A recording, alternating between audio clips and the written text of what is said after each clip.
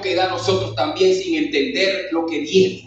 Porque yo quiero decirle que esta semana va a ser una semana de gozo, va a ser una semana de victoria. Es una semana, aleluya, donde usted va a poder venir a la casa del Señor y va a ser lleno de la presencia a través de drama, a través de cánticos espirituales, a través de la palabra, a través de todo lo que la iglesia, motivada por el Espíritu de Dios, ha preparado para el Viernes Santo.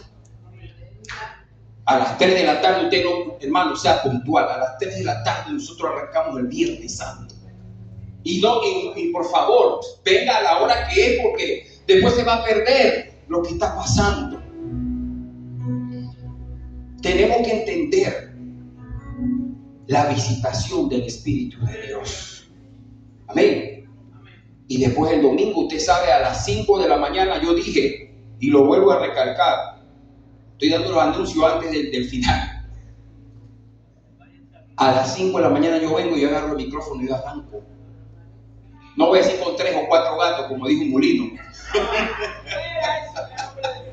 Aquí no hay gatos, aquí hay hijos de Dios, lavados con la sangre del Cordero. Y el pueblo tampoco son gatos. Qué falta de respeto de nuestro presidente. Llamarle gato a la gente. Pero con 2 o 3 cristianos lavados con la sangre, a las 5 arrancamos nuestro culto. ¿De qué? De resurrección. La resurrección de Cristo es el que nos tiene hoy aquí a nosotros. Si Él no hubiera resucitado, en vano sería el sacrificio. Amén. Gloria al Señor. Y le decía que bueno, todo el mundo está alegre, contento. Y toda la comunidad mundial cristiana. Pero es importante. Es más, todo lo que el maestro hizo fue increíble e importante. Pero la entrada triunfal es un cumplimiento profético de lo que él venía a hacer a esta tierra. Todo lo que el maestro hizo fue extraordinario. Los cambios que hizo para la humanidad entera. Hay un antes y un después de Cristo, históricamente. La historia universal. Cambio para la humanidad entera. Entonces lo que Jesús vino a hacer, cambió y marcó pautas para la historia secular, pero para nosotros, en nuestros corazones, para la eternidad. Amén. Entonces, este día se le conoce como la entrada triunfal de Jesús a Jerusalén. Es la forma que Jesús entra a Jerusalén, pero con un propósito. Y Jesús vino a Jerusalén a cumplir el propósito perfecto para el cual había venido.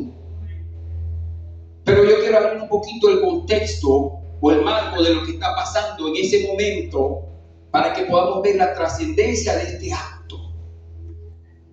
Este no es cualquier acto.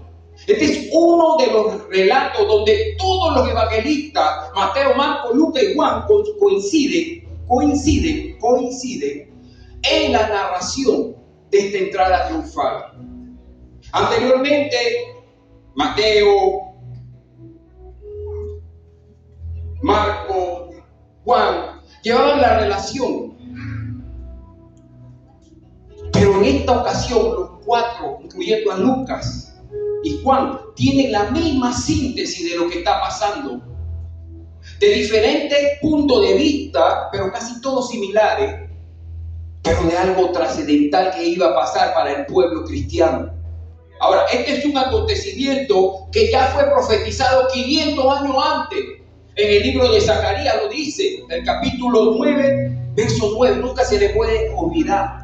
Zacarías 9:9 dice: alégrate mucho, hija de Sión, da voces de júbilo, hija de Jerusalén.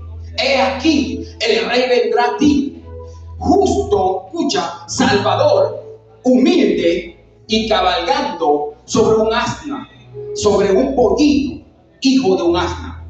Gloria al Señor. Ya 550 aproximadamente años antes de que él entrara a esta entrada triunfal había una profecía y por eso era necesario que el Señor entrara de esta manera. Pero a mí me encanta lo que dice Zacarías, profetizando sobre esta entrada triunfal. Dice que Él vendría a Jerusalén, a la hija de Jerusalén, a la hija de Jerusalén. Aquí tu rey vendrá a ti, justo y salvador y humilde. Y es un rey justo, salvador e humilde. Ese no era el rey que ellos estaban esperando, déjenme decirles. Ellos pensaban que el Mesías de ellos iba a entrar en Jerusalén y que iba a someter el cautiverio o la opresión del imperio romano que ellos tenían. Pero eso no era lo que el Señor venía a hacer. Venía como un reino totalmente diferente, un reino de unidad, un reino de paz, un reino de amor, un reino de justicia, un salvador. Lo principal que venía a hacer el maestro era salvar a la humanidad. ¿Cuántos dicen amén? Y si vino a romper el yugo que tenía el hombre y Satanás sobre el hombre. Amén. Venía eso, este rey. Esta es parte de la introducción de lo que vamos a compartir en esta mañana. Todo lo que sucedió en la vida de Jesús fue profetizado antes. Pero hay algunos acontecimientos específicos que la Biblia dice que esto sucedió para que se cumpliese la Escritura. Para que hubiese una coincidencia entre la profecía que Dios había hablado y lo que Dios quería manifestar al hombre. Y esta entrada triunfal es un acontecimiento que aparece en Zacarías capítulo 9, verso 9, con ese propósito. Entonces hay un significado profético y esto comienza a suceder 5 días antes que Jesús muera. Jesús sabe que vendrá a Jerusalén y que no va a salir como entró. Que llegará el momento de que será glorificado. 5 días antes de su crucifixión son días de gloria, pero al mismo tiempo de angustia. Así que Jesús, hace 2025 años atrás, aleluya, le hacen una cena en su honor antes de este día. Usted se recuerda, ¿no? Una noche antes de esta entrada triunfal, hubo sus amigos en Betania, en la casa de Marta, María y su amigo Lázaro. Le hicieron una cena al maestro. Y fue roto un perfume, ¿se acuerdan del perfume de nardo puro? Y fue lavado, enjugado sus pies y secado con el cabello de esa amada discípula de él. Pero ya Jesús sabía que todo eso era una preparación para lo que le venía. Y el único, quizás que había entrado a Jerusalén, o otros reyes, inclusive Saúl, había entrado con bombas y platillos, cabalgando en sus caballos reales. Pero este rey era un rey diferente a lo que Israel había conocido. El historiador Josefo dice que en Jerusalén vivían aproximadamente 2.500 personas. Pero para esta época de la Pascua que se iba a celebrar o se estaba celebrando, habían aproximadamente 3 millones que llegaban a esa ciudad. Todos los hombres mayores, alrededor de 35 kilómetros alrededor de Jerusalén, tenían que ir a Jerusalén a ofrecer sacrificio, a celebrar la fiesta de la Pascua. Así que hay mucha gente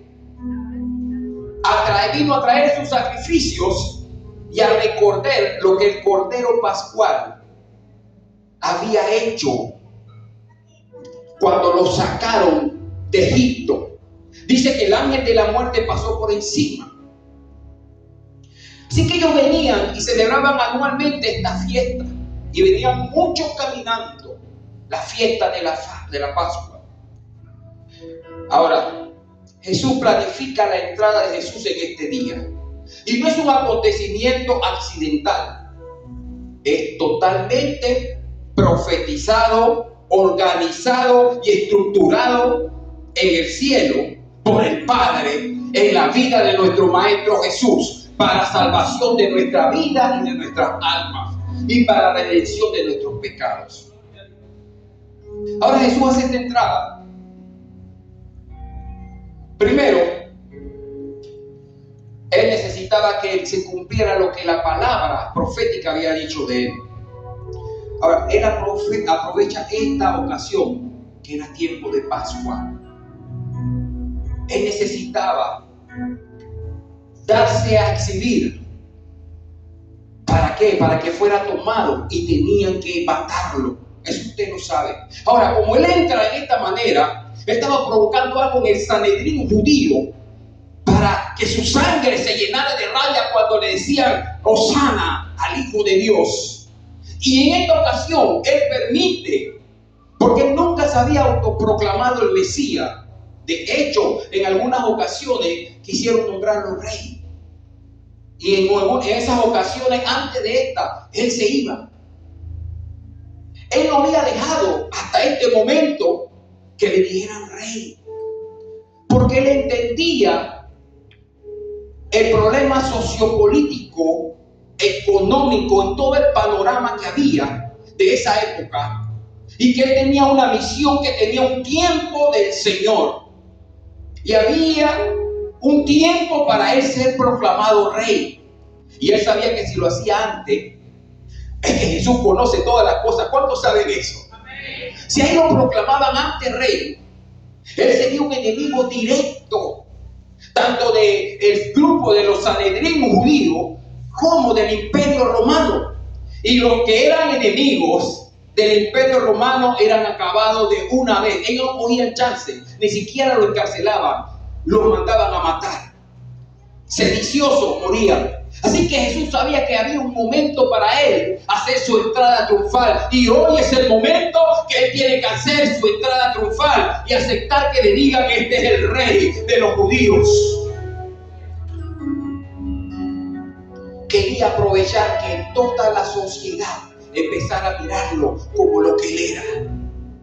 Así que Él acelera este momento y este movimiento con un propósito.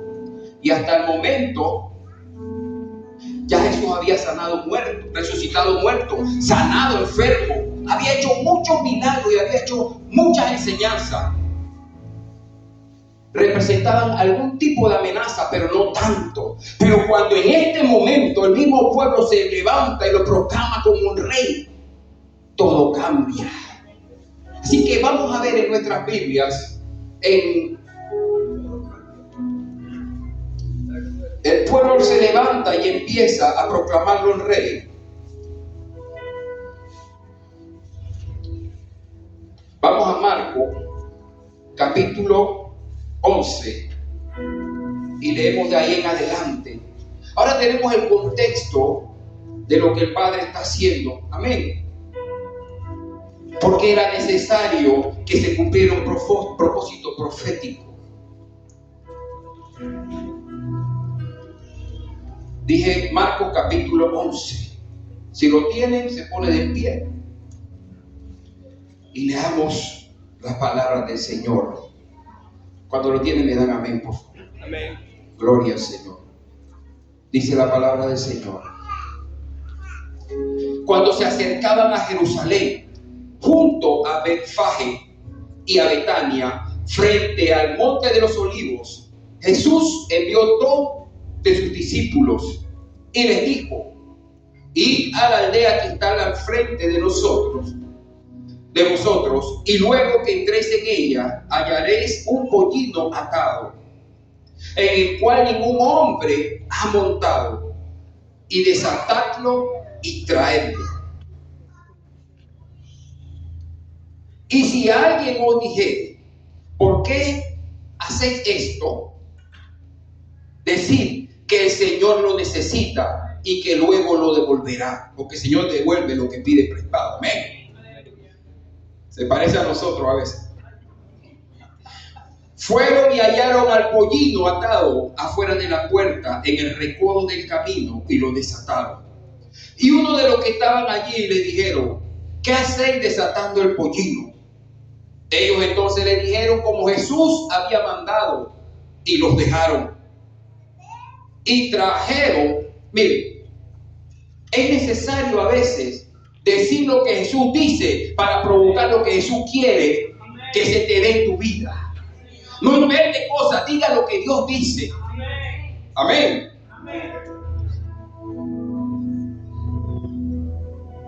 Dice, y trajeron el pollino a Jesús y echaron sobre él sus mantos y se sentó sobre él. También muchos tenían sus mantos por el camino, y otros cortaban ramas de los árboles y las tendían en el camino. Y los que iban delante y los que venían detrás daban voces diciendo: Hosana, bendito el que viene en el nombre del Señor, bendito el reino de nuestro padre David que viene, Hosana en las alturas. Gloria a Dios. Y entró Jesús en Jerusalén y en el templo, y habiendo mirado alrededor todas las cosas, como ya nos decía, se fue a Betania con los 12. Jesús en una ocasión dijo: aprendan de mí, sean mansos y humildes de corazón. Padre, bendice esta palabra, Dios, que caiga en buena tierra en el nombre de Jesús, Señor. Bendícela, Padre. Gracias, Señor. Amén. Es interesante que en esta entrada triunfal el maestro no entró en un corcel negro, como los príncipes y los reyes de ese tiempo, como regularmente ellos entraban. Él entra con su carácter intacto. Su ingreso va a ser como un rey, pero un rey diferente, justo, salvador y humilde. Porque Jesús venía a comunicarle a la nación algo, que su manifestación del reino tenía que ser diferente a las otras. Él era un rey, pero era humilde. Él no era altivo. Él era un rey que venía a salvar al mundo, a salvar a Israel. En efecto, primero los suyos, y no le recibieron. Todos luego nosotros que le recibimos nos dio la potestad de ser hechos hijos de Dios. Pero él no venía a salvar con espada ni con ejército. ¿Se acuerdan de la historia de David? Se quitó la armadura. Yo no quiero espada, dame mi piedra, dame mi onda, y voy contra este gigante, hijo del diablo. Y aquí Jesús, él sabía quién era y qué venía a hacer. Jesús tiene control de lo que está pasando. No crean que no tiene control. Él toma su tiempo. Estuvo, como dije antes, con María y sus amigos el día anterior. Pasó su día de reposo con sus amigos. Y dice al día siguiente, el domingo de Ramos, como le llaman, la entrada triunfal, dice: vamos a Jerusalén. Ahora, cuando Jesús manda a esos discípulos a buscar ese pollino, Él está diciendo: yo tengo el control. Ya Él tenía un plan y un propósito. Jesús no improvisa nada. En su omnisciencia ya Él sabía que ese pollino iba a estar atado en esa otra ciudad. Y lo más importante, ya Jesús había preparado el corazón de ese dueño de ese pollino o de ese asno, porque a Jesús no se le escapa nada. Él sabe todas las cosas. ¿Usted sabe lo que era un pollino en esa época? Un hijo de un asna. Era algo muy valioso. Era como en nuestros tiempos una 4x4 Hilux o Mitsubishi L200. Era un carro 4x4 que tenía una doble tracción. Cada carro que tiene doble tracción, por lo general son pick-up, tiene fuerza en todas las ruedas. Un ejemplo, el día viernes, Yamir iba a salir, cayó un hueco que hay ahí, pero había un carro pegadito atrás. Y yo le pregunté: ¿pero tu carro no tiene doble tracción? Y él me dice: sí tiene. Yo le dije: entonces vamos a doblarlo. Doblarlo significa ponerle las 4 llantas funcionales en tracción. Y lo sacamos un momentito, pusimos la doble tracción y todas las llantas echan para adelante. Un carro de doble tracción no tiene el mismo costo que tiene un carro de una transmisión sencilla, que son las 2 ruedas de adelante, que es lo normal que tienen todos los carros. Un carro de doble tracción tiene un costo más elevado. Para poder traerlo al contexto nuestro, en nuestros días, un pollino en esa época era como en nuestra época un carro de doble tracción. Es costoso. ¿Qué significa esto, iglesia? Jesús sabía que cuando mandaba a esos discípulos a buscar ese pollito, quizás el dueño, escucha, hubiera dicho: hey, ¿cómo se van a llamar mis Lux? ¿Quién me va a pagar esto? Ni siquiera me lo están comprando. Pero Jesús ya sabía, por medio del Espíritu Santo, ya había preparado el corazón del dueño de este pollito, de este asno, porque no se le escapa nada. Y simplemente se lo llevaron. Y el dueño del asno ni siquiera dijo nada. En otras palabras, que a omitir dijo: llévenselo. Se quedó callado. Aparte le dijeron: te lo vamos a devolver. Pero él fácilmente pudo haber dicho: no lo devuelvo. Pero el Espíritu Santo tocó ya el corazón de este hombre y se desprendió de algo que era valioso para él en ese momento. Así como el Espíritu Santo ha preparado también el corazón de nosotros. Y en Jerusalén muchos de ellos tenían el corazón preparado, muchos, pero la gran mayoría no. El Señor nos trajo hoy a escuchar una palabra. Va a preparar nuestros corazones. Ya están preparados para escuchar la palabra de Dios. Zacarías ya lo había profetizado. Era un rey que venía a ti, Jerusalén. Y hoy el rey llegó aquí a esta casa. Y yo no sé si usted puede entender lo que ha pasado y lo que dice la palabra del Señor. También lo dice en Lucas 19, al finalizar. Cuando lees la entrada triunfal en Lucas 19, le dice algo a Jerusalén. Presta atención a lo que le dice el Señor a Jerusalén. Jesús prácticamente le hace un reclamo a Jerusalén y le dice: por cuanto no conociste el tiempo de tu visitación. Hoy, iglesia, estamos en el tiempo de la visitación del Espíritu a esta casa. Necesario estar presto y entender el tiempo de la visitación del Señor. En Lucas capítulo 44 está eso. Amén. Gloria al Señor. Sí, Lucas 44, 19:44. Bendito el que viene en el nombre del Señor. Era una declaración tremenda. Era una declaración que ante sus ojos, aunque estaba entrando triunfal, no era Napoleón Bonaparte, no era Marco Polo, no era ninguno de estos caudillos. Era el Rey de Reyes y Señor de Señores que iba a entrar a Jerusalén, montado en ese pollino. Gloria a Dios. Cumpliendo la profecía, cumpliendo el mandato que el Señor le había dado. Ahora escuche esto. Ese burro estaba amarrado en el lugar específico donde Jesús lo mandó a sus discípulos a buscarlo, porque tenía que cumplirse la profecía. Ahora podemos entender que es Dios, que Jesucristo tiene control de toda nuestra vida, y cuando Él nos da una orden debemos obedecerla. ¿Podemos entender eso, iglesia? Cuando el Señor nos da una orden hay que acatarla. Imagínate que Jesús te hubiera dicho en estos tiempos: vaya, busca una 4x4. Y tú miras al otro discípulo: ¿pero quién va a ir? ¿Tú o vas yo? ¿Quién va? ¿Cuál de los dos? Y cada uno se tira la pelota el uno al otro. No, en ese momento ellos fueron obedientes. Y cuando tú obedeces, aleluya, cosas que tú, a veces el Señor te manda a hacer que parecen ilógicas. O sea, las órdenes del Señor son para acatarlas, no para discutirlas. Y no fueron y obedecieron. Todas las circunstancias de tu vida es para cumplir un propósito. A veces nosotros queremos entender cosas, pero hay cosas que te pasan y tú tratas de buscarle una solución o un porqué. El Señor, aleluya, tiene propósito con la vida de cada uno de sus siervos. Él va delante de nosotros. Procura que siempre Jesús sea el que vaya delante de ti. Es importante aprender en el proceso que aún las cosas más pequeñas y sencillas en el reino de los cielos, en manos de Jesús, se hacen grandes y extraordinarias. Este animalito de carga quizás insignificante para nosotros y a los ojos de la humanidad, llevó en su lomo al Rey del universo, al Rey de la humanidad. Y yo quiero decirte algo, iglesia.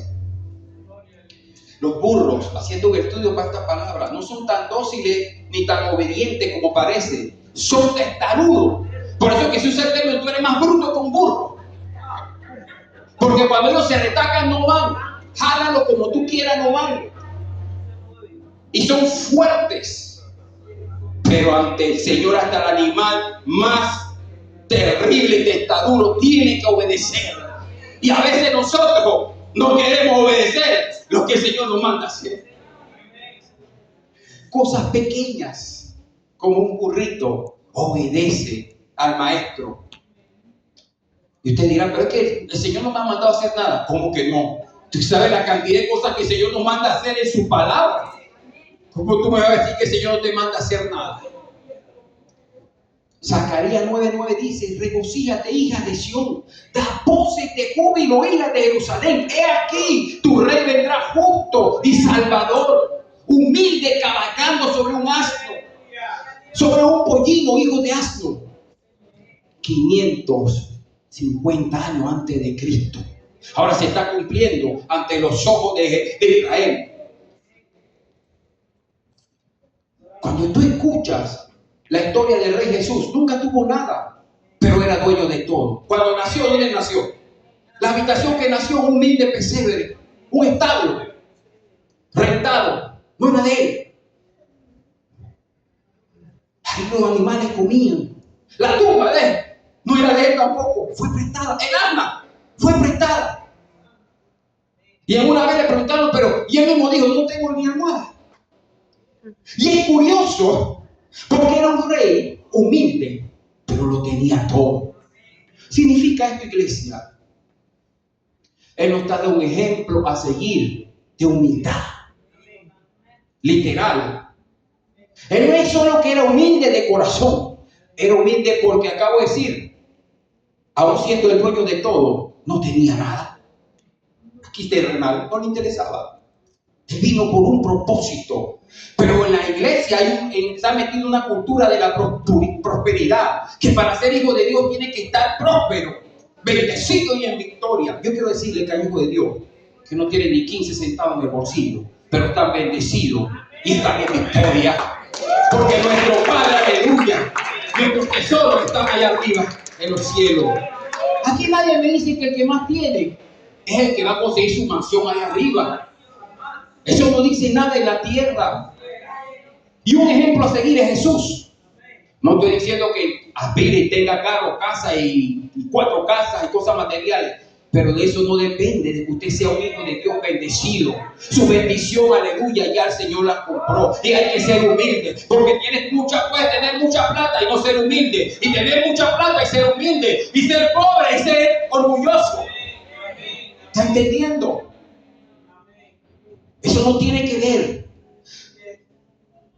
Yo he escuchado que si tú no tienes una estabilidad económica, tú estás en maldición. Entonces el maestro está en maldición. Hermano mío, hay que tener mucho cuidado con lo que vemos en las redes sociales. Que si tú eres pobre es porque estás en maldición. ¿De dónde salió eso? ¿De dónde salió? Él era el dueño de todo y no tenía nada aquí. Hay cristianos creyendo que si tienes, eso significa que tú estás próspero. El Señor te puede entregar dones y talentos y tú puedes desarrollarlo y hacer dinero como siervo fiel. Y el Señor te va a bendecir. Es más, antes en Lucas 19, antes de la entrada triunfal, si tú lees más adelante, está la parábola de las 10 minas. Una mina no era una mina de oro ni de petróleo, no, de petróleo, no, una mina de cobre, no. Era un dinero. Y llamó a 10 de sus siervos, este hombre, que era de la realeza, y lo iban a nombrar rey. Iba para un lugar, y antes de irse le dio 10 monedas de oro para que ellos una equivalencia de mucha plata, para que ellos la multiplicaran. Y dice la palabra que cuando él regresa después de mucho tiempo, ya viene como rey. Solo habla de 3 siervos. Dice que uno que le dio 10 y lo transformó en 10. El de 5 lo transformó en 5 más. Y el de 1 dice que lo metió en un pañuelo y se lo regresó. Porque conocía que era un hombre que recogía donde él no había dado y cosechaba donde no había sembrado. Y usted sabe la historia para abajo. Él le quitó ese talento y se lo dio al que más tenía. ¿Qué significa esto? Este siervo que le quitan el talento es reprimido, pero no dejó de ser siervo. El Señor siempre te da segundas oportunidades. Dice que a este rey, cuando fue a buscar su coronación como rey, muchos del pueblo donde él estaba se fueron y se adelantaron a indisponerlo, porque decía que él era malo porque quizás no le había dado a ellos nada, porque así es el hombre. Si yo te doy, tú estás conmigo, pero donde tú no me das, yo te echo a un lado. Eres malo, tienes y no me quieres dar. Olvídese de eso. No me quiero salir del contexto de lo que estoy hablando hoy, pero tengo que decir a la iglesia, hay muchas doctrinas que usted ve por las redes sociales, la doctrina de la prosperidad, y regan a veces la gente, la persona. Y cuando tú tienes demasiada información, a veces tú dices, es verdad, yo estoy en maldición, porque mira que yo ahora mismo estoy sin trabajo, ahora mismo yo no sé qué va a hacer el Señor, y tú no sabes que el Señor está desarrollando tu fe. Aleluya. Cuando tú dices, no sé qué voy a hacer, el Señor dice, yo sí sé qué voy a hacer, yo soy Jehová Jireh, yo soy tu proveedor. No significa que estás en maldición. No te sientas menos que nadie. Cuando de repente estás en un momento de escasez, usted sigue siendo un siervo de Dios. Nuestro maestro es el ejemplo mismo. Lo que tú tienes no depende y no dice si tú eres o no eres un siervo de Dios. Material, hablando de esto. Puedes tener mucho y ser un siervo de Dios. Y puedes tener mucho y ser un siervo ungido. Y puedes tener nada y estar engañándote a ti mismo. Y trajeron a Jesús. Dice que echaron sus mantos. Mire si era un rey humilde, que no tenía ni siquiera para la montura del pollino. Así como los caballos usan una montura, los pollinos usaban una montura. Pero el maestro no tenía montura. Y los discípulos de una vez agarraron sus mantos, que era algo importante para ellos, para que el maestro se sentara. El manto siempre iba con los judíos de un lado para otro. Tenía muchas funciones. Y dentro de su religión judaica tenía un propósito, pero no quiero detallar eso. Lo que quiero detallar es que ellos empezaron a detallar algo preciado, a entregarle al Señor. Y dice que no solo lo pusieron en el pollino, sino que lo arrojaban en el piso para que el maestro pasara en su pollino. Era un simbolismo. Pero hoy el Señor nos pide a nosotros nuestros corazones, que pongamos nuestros corazones ante ese Rey de reyes y Señor de señores. Aleluya. Y dejemos todo lo que a Él no le agrada. Y decirle, Señor Jesús, sálvame. Oh Señor Jesús, bendíceme. Por favor, sálvame. La palabra Osana es una palabra que proviene del hebreo en términos generales, se traduce, por favor, sálvanos. Y eso es lo que nosotros venimos a hacer todas las veces que lleguemos aquí, a decirle, Osana, por favor, Señor, sálvanos. Ahora se ha introducido como una palabra de adoración también en la actualidad. Usted dice Osana. Ellos gritaron Osana, bendito el que viene en el nombre del Señor. Oh, gloria a Dios. Lucas también dice, bendito el Rey que viene en el nombre de Lucas 19, en el nombre del Señor. Paz en el cielo y Osana en las alturas. Gloria al Señor. Ellos entendían algo. Cuando ellos proclamaban este canto o esta exclamación, llega a una profundidad más allá de lo que ellos decían.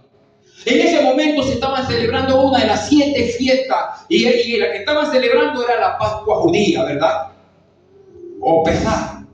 Le hablé en hebreo, Pesá. No Pesá de Nancy, no, Pesá. ¿Ok? Esta fiesta de la Pascua o Pesaj en hebreo es cuando la muerte pasaba por encima de los dinteles de la puerta, ¿verdad?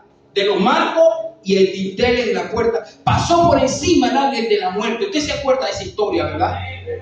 Pero hay algo más profundo ahí. Este ángel de la muerte pasó sobre la casa de los hijos de Israel, sobre las tiendas. Pero esa sangre puesta en los marcos de la puerta y los dinteles hacía que cuando pasaba el ángel de la muerte, el mismo Dios se introducía, aleluya, a la casa. La presencia del Espíritu de Dios estaba en el tabernáculo de ellos, en sus casas, en sus tiendas. En otras palabras, era una pista anticipada de lo que nosotros hemos recibido hoy, cuando Jesús, aleluya, derramó su sangre sobre nuestra vida y ahora, aleluya, el Espíritu de Dios mora en nosotros y la muerte ahora pasa por encima de nosotros, por encima de tu hijo, por encima de tu familia, por encima de cada uno de nosotros los escogidos. Esa sangre daba entrada a que ese Espíritu de Dios entraba en esa casa. Y por eso que esa celebración de la Pascua hasta el día de hoy, los judíos la siguen celebrando y la celebrarán hasta su momento. La Santa Cena es ese recordarse de que la presencia de Dios entró en la casa de los hebreos. Ahora entró fue en nuestras vidas, en nuestros corazones y nos trajo vida y no muerte. Así que cuando ellos estaban esperando y celebrando la Pascua en ese movimiento, entra el Rey de Reyes y ellos empiezan a decir: Hosana, Hosana. Ahora, esa exclamación le recordaba otra de la fiesta judía, que era la fiesta de los tabernáculos. El pueblo de Israel, aleluya, cuando sale huyendo de esclavitud de Egipto. Ellos tuvieron 40 años en el desierto. Ustedes saben esa historia. Pero esa fiesta de los tabernáculos que también ellos celebran el día de hoy, es una de las exclamaciones que ellos hacían en su fiesta de tabernáculo cuando el Señor los proveyó en medio de 40 largos años en el desierto. Ni las sandalias, aleluya, se le gastaron, ni su vestido se le gastó, aleluya, no le faltó el pan, no le faltó el agua. El Señor siempre los proveyó. Así que cuando ellos decían Hosana, ahí estaban también recordándose y diciendo: este es el Mesías, aleluya, el cual, aleluya, no nos faltará nada. Yo quiero decirte que si tú tienes al Mesías en tu corazón, nada te faltará. Jehová es mi pastor y nada me faltará. Y cuando yo digo nada, es nada, iglesia.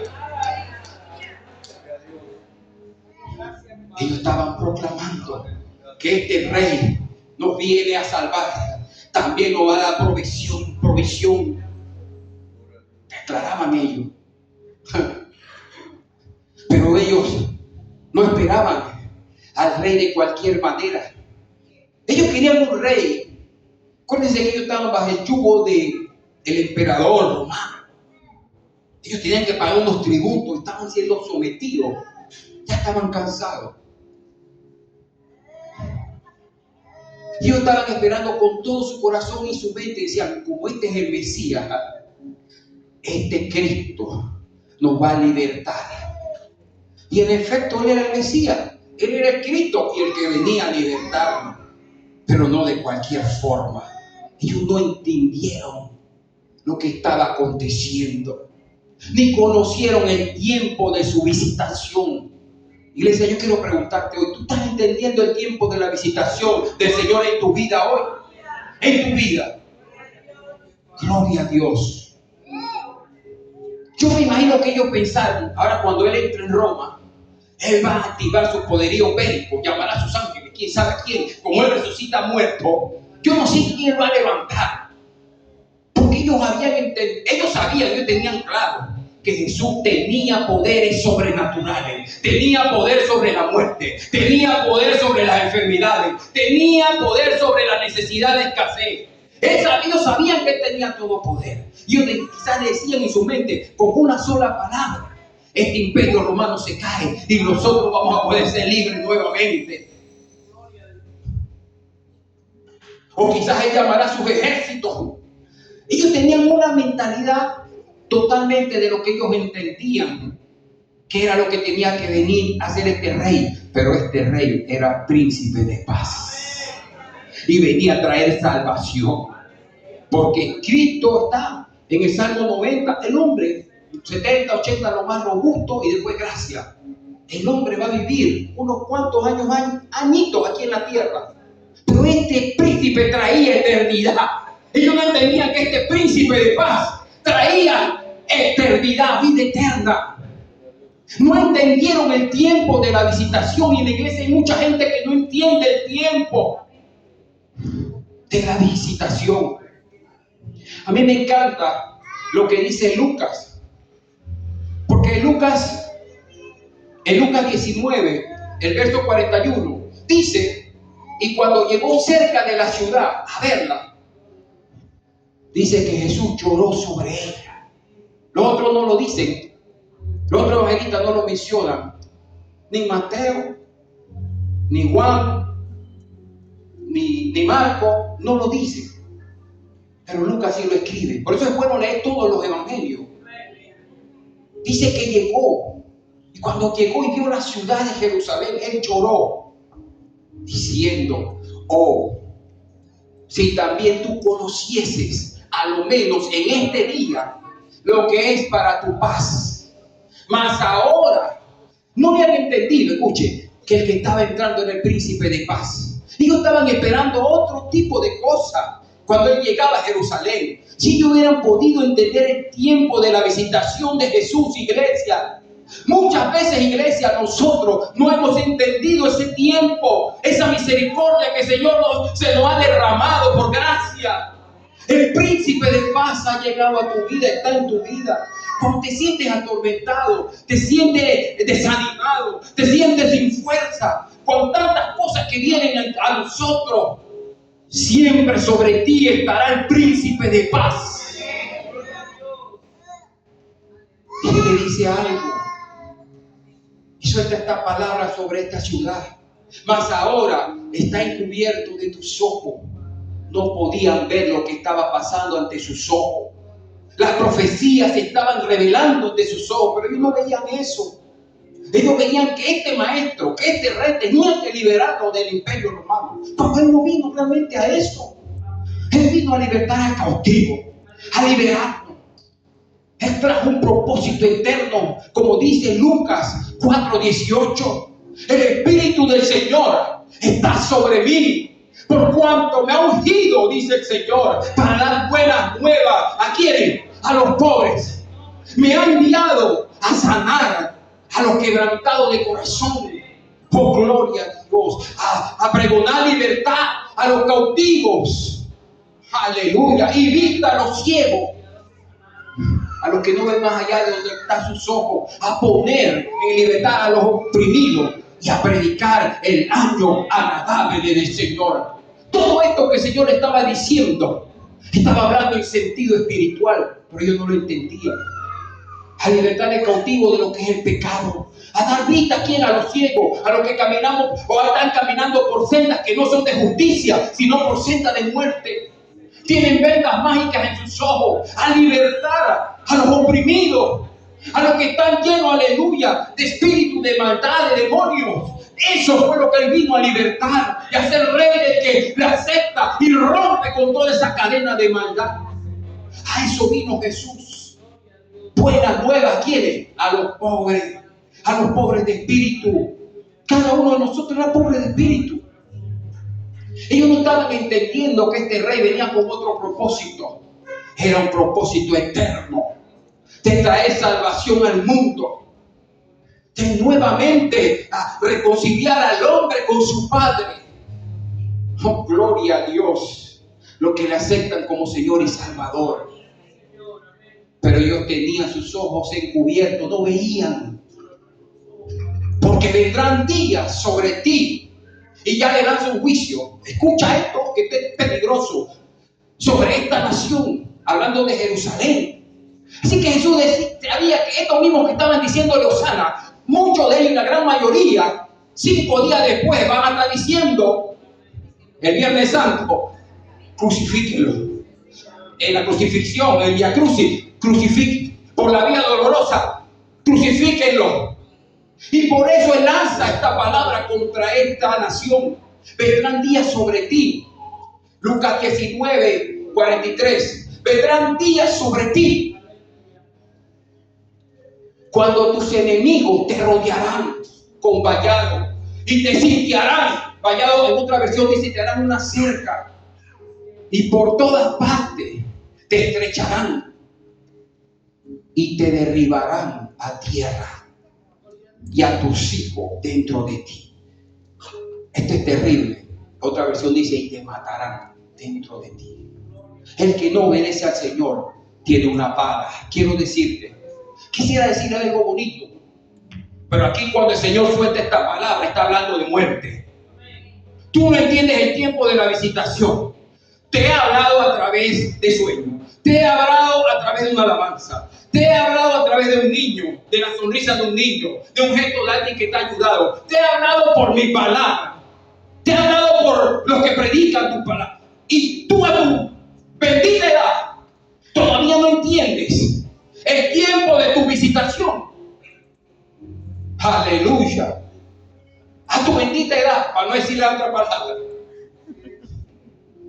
Esto fue una profecía para Jerusalén, pero hoy le está hablando a la iglesia una alerta. Déjeme seguir, aleluya. Me iba a decir otra cosa, pero no es el contexto, me voy por otro lado. Y te derribarán a tierra y tus hijos dentro de ti morirán. Y no dejaré en ti piedra sobre piedra, por cuanto no conociste el tiempo de tu visitación. ¿Qué tiempo era la visitación? ¿Qué tiempo era? Es tiempo de salvación. Era tiempo que cuando yo gritaba: Hosana, por favor, sálvanos. No era del imperio romano que Jesús venía a salvarlo, sino del imperio de las tinieblas. Aleluya. A eso vino el Señor. Así que, iglesia, entiende hoy que en ese sacrificio que hizo Jesús y en este peregrinar, este es el comienzo. Era la gloria de Él entrando a Jerusalén, pero al mismo tiempo venía un tiempo difícil para el maestro. Venía muerte y era desgracia para él. Pero esa desgracia traía la gracia para nosotros. Oh, gloria al Señor. Todo el que le espera está esperando que Él venga, porque usted ha sido redimido por su sangre. Ahora el maestro va caminando hacia Jerusalén. Gloria a Dios. Y entra a Jerusalén.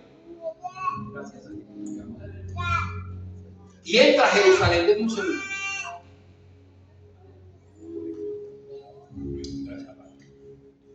Y entra a Jerusalén. Y estos hombres y mujeres no habían entendido el tiempo de la visitación. Cierro con esto y hago la pregunta nuevamente. Iglesia, nosotros sabemos el tiempo de la visitación. Nosotros entendemos que cuando usted aceptó a Jesús como Señor y Salvador, era con un propósito eterno. Tenemos al Rey eterno, el Rey de justicia, al Rey de salvación, al Rey humilde, al Dios hecho hombre, el Padre eterno, Dios fuerte, Príncipe de paz. Que en esta época en que todo el mundo, la comunidad cristiana a nivel mundial, está celebrando o conmemorando el sacrificio perfecto, y hay procesiones y hay dramatizaciones, que no se te olvide cuando Él entró, qué fue lo que le dijo a esa ciudad. No le habló a la ciudad, estaba hablando a los moradores de la ciudad, como hoy le está hablando a la iglesia. Entendamos lo que el Señor y el Espíritu dice hoy a la iglesia. Él vino a hacer todo por nosotros, lo hizo. ¿Y qué con nosotros hacia Él? Cuando la mínima cosa te desanima, quieres ir por fuera. No, esto es muy duro, este es un caminar demasiado difícil. Yo puedo decir lo mismo, esto es durísimo. Pero Jesús no tuvo la opción. Él tomó la opción de decir: Señor, yo vengo a hacer tu voluntad. Ahora, si tú entiendes el tiempo de la visitación del Señor en tu vida, tú tienes propósito.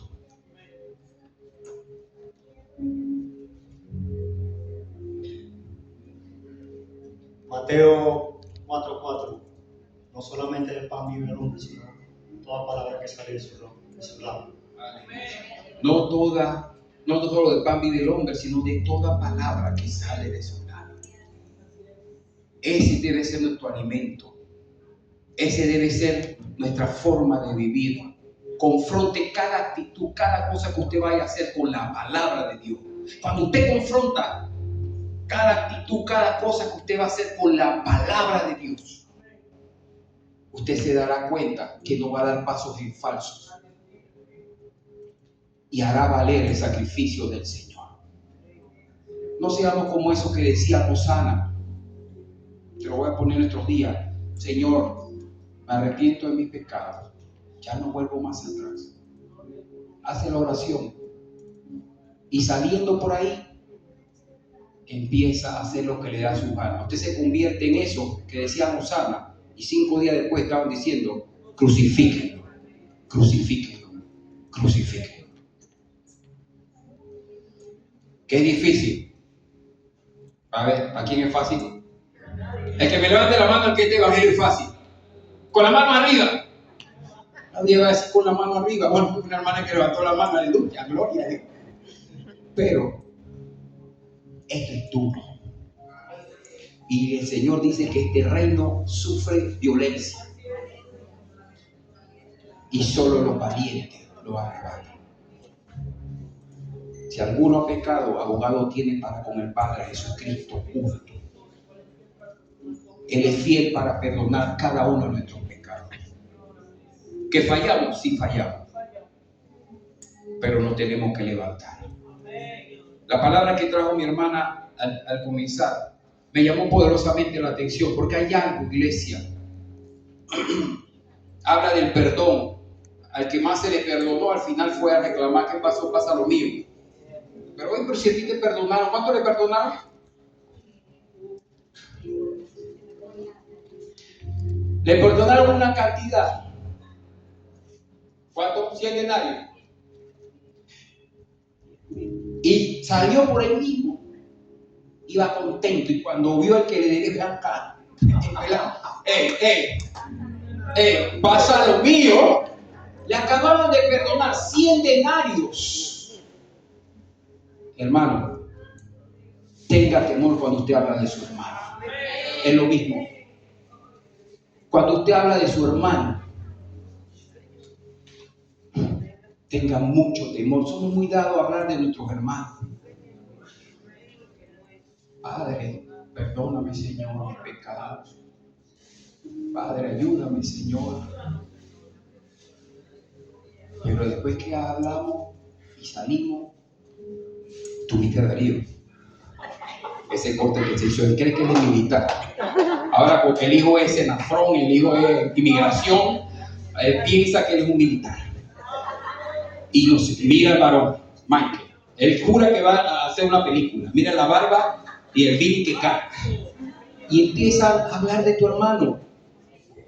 Eso significa: crucifíquenlo, crucifíquenlo, crucifíquenlo.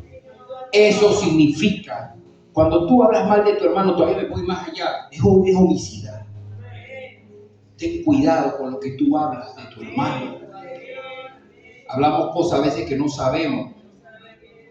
Jesús es claro cuando dijo: hey, disculpe el silbido, antes de ver la viga, la paja que tiene que echar ahí atrás, mírate la viga que tienes en el ojo. Somos buenos señalando los errores de los demás.